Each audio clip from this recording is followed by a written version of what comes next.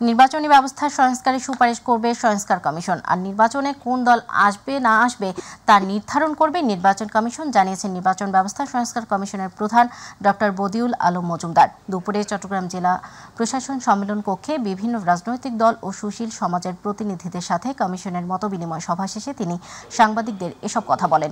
এ সময় তিনি বলেন, বর্তমান নির্বাচন কমিশন পুরনো আইনে পরিচালিত হলেও সংস্কার কমিশনের সাথে তা সাংঘর্ষিক নয়। এছাড়া আগামী ৩১ ডিসেম্বরের মধ্যে কমিশনের সুপারিশমালা অন্তর্বর্তীকালীন সরকারের কাছে উপস্থাপন করা হতে পারে বলে জানান কমিশন প্রধান। সভায় অংশীজনরা নির্বাচনী ব্যবস্থার নানা সংস্কারের প্রস্তাব তুলে ধরেন। তাদের মনের আকুতি ব্যক্ত করতে চায়, তারা বিভিন্ন প্রস্তাব দিতে চায় এবং আমরা যে ওয়েবসাইট স্থাপন করেছি, তারপরে আমাদের ইমেইল, এগুলোতে মানে হাজার হাজার ব্যক্তিরা মতামত দিচ্ছে। তাদের সবারই আকুতি একটা সুষ্ঠু নিরপেক্ষ নির্বাচন হোক, যার মাধ্যমে আমাদের গণতান্ত্রিক ব্যবস্থাটা একটা শক্ত ভিতরে দাঁড়ায়। এটা জন আকাঙ্ক্ষা।